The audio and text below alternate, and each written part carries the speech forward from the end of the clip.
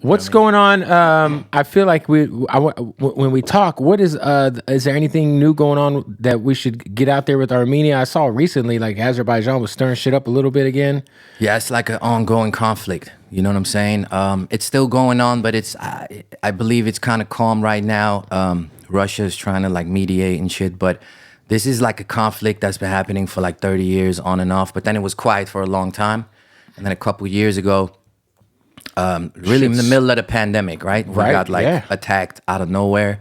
And, basically they were trying to take over. Well, first there was this piece of land, and I won't go too deep into it because it gets complicated. We talked about it a bit before. Yeah, it's this piece of land called Artsakh Nagorno-Karabakh, which is like kind of within Azerbaijan, but it's like ethnically Armenian city, right? Yeah, and it's always a fight over that piece of country. And when the USSR broke up, they gave it to Azerbaijan, even though it was Armenian. You know what I mean? Like on some divide and conquer type shit. Stalin did that, Right. So it's ongoing. So then there was a ceasefire, then they attacked again. And the thing is, like, Azerbaijan is backed by Turkey, which there's a whole history there with the Armenian genocide. And they're like a powerful country. You know what I mean? Turkey's no real powerful. They're no schmucks. And compared to Armenia, we can use some help. You know what I'm saying? How big of a deal was it? I was going to say, because speaking of the Turkey thing, like Joe Biden acknowledging the Armenian genocide as the first president to ever do that. How big of a deal is that? Look, it was a big deal. We all, for one day, celebrated.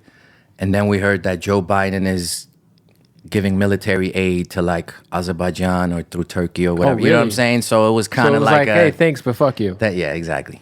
Yeah. Which, honestly, that's what we kind of used to at this point. You know what I mean? Now, because I was talking to my boy Esdot about this, because we were in Detroit and... Shout out all my people in Detroit. That's like my second home. Of course, right? You've been out there. You've been running around in a Sprinter out there, I think. Yeah, they take care of me over there.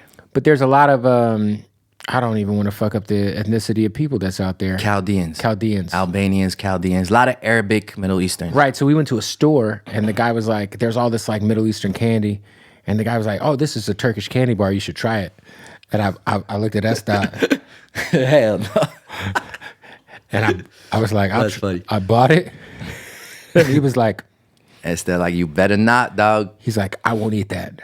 And I was like, I'm gonna try it, bro. What if it's fire? Like, nah, it's all good. Like, I threw the candy bar away. The thing with us is like I grew up in Amsterdam, right? It was almost no Armenians. I didn't have a single Armenian friend growing up.